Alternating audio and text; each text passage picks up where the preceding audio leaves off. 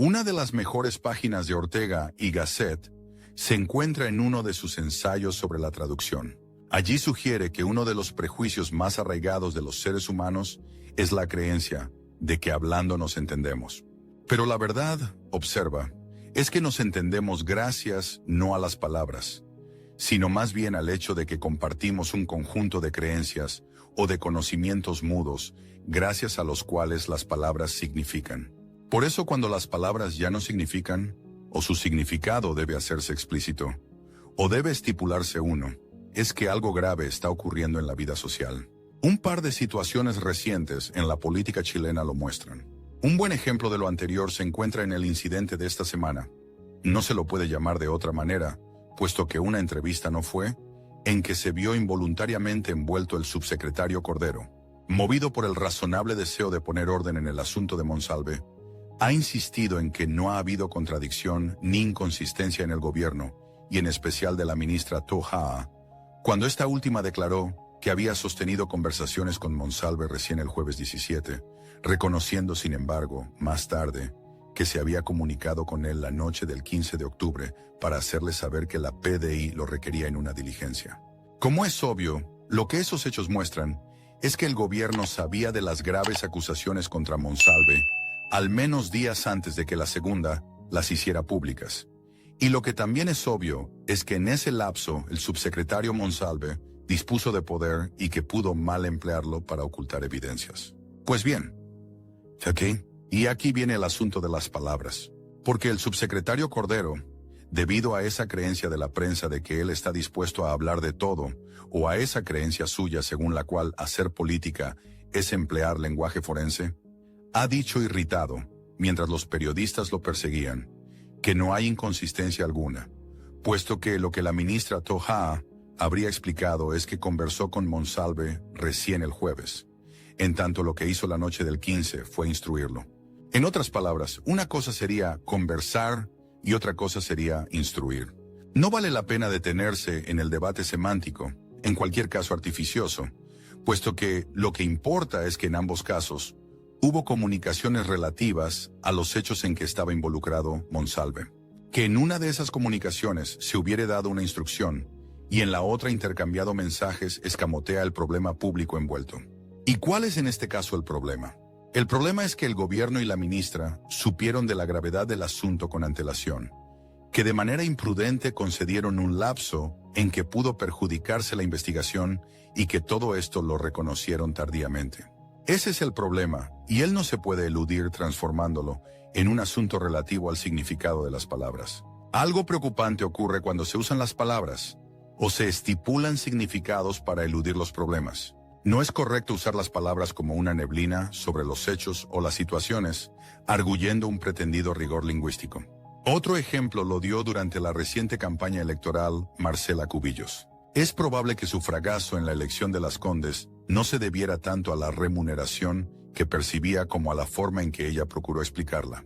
En vez de reconocer el problema que se había planteado, es decir, en vez de entender lo que causaba la reacción pública, una remuneración alta para lo que parecía un quehacer parcial, el hecho de que ella transitara de la política a la academia de esa forma, etc., prefirió recurrir a su innegable elocuencia y transformar el problema en un asunto de libertades, y todo ello no con el ánimo de reconocer el problema que se le planteaba, sino en un esfuerzo por negarlo.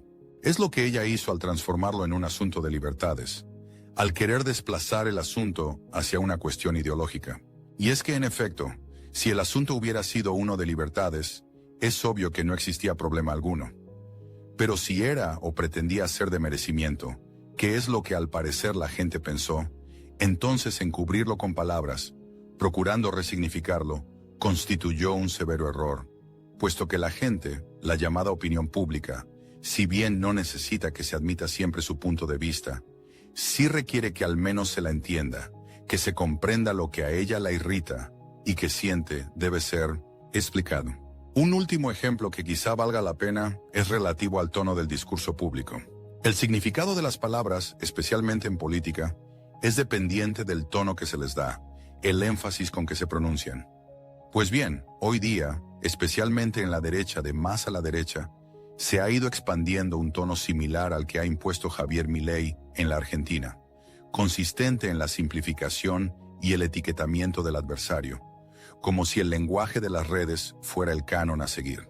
De esa forma, el punto de vista de la izquierda se transforma en una identidad social, la de ser zurdo, a la que se adosan una serie de características negativas: estatista, controlador de la libertad, ignorante en cuestiones económicas, etc. En la izquierda el asunto no es mejor.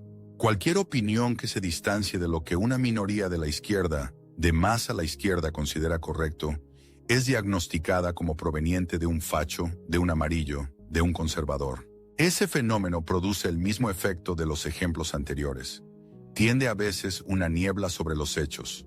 El incidente del subsecretario Cordero no atiende las objeciones que se le formulan, el caso de Marcela Cubillos, o al etiquetar los puntos de vista y remitirlos a una previa identidad, impide evaluar los argumentos. Zurdo o facho, poco importa. Nada de eso, sobra decirlo, contribuye al diálogo democrático o a la información de la ciudadanía, sino que, al contrario, enrarece la vida pública y la transforma en un diálogo de sordos. Lo decía también Ortega, y lo repitió en varios de sus ensayos: dóciles al prejuicio inveterado de que hablando nos entendemos, nos desencontramos mucho más que si, mudos, procurásemos adivinarnos. En su columna titulada La política y las palabras, Carlos Peña trae a colación un tema que inquieta profundamente: cómo el lenguaje y sus interpretaciones pueden desviar el foco de los problemas reales, tanto en política como en la vida social. Peña utiliza ejemplos concretos, como el incidente con el subsecretario Cordero y el fracaso electoral de Marcela Cubillos, para ilustrar cómo las palabras pueden ser manipuladas para maquillar situaciones incómodas o complejas. Estos intentos de resignificación, señala, no buscan esclarecer, sino camuflar las fallas. Lo preocupante, según Peña, es que esta tendencia no es exclusiva de un sector, sino que se da en todos los ámbitos políticos, con cada lado distorsionando el discurso para su conveniencia. Al hacerlo, se crean barreras en vez de puentes. Etiquetas como zurdo o facho reemplazan el diálogo y bloquean la posibilidad de comprensión. Es una realidad que, aunque se da en la política chilena, tiene ecos en toda sociedad que permite que la retórica se anteponga a los hechos. En resumen, Peña nos invita a reflexionar sobre la honestidad en el discurso y a no permitir que las palabras se vuelvan neblina que oculte la verdad. Solo mediante el uso claro y directo del lenguaje es posible un entendimiento genuino, evitando el diálogo de sordos que enrarece el debate democrático.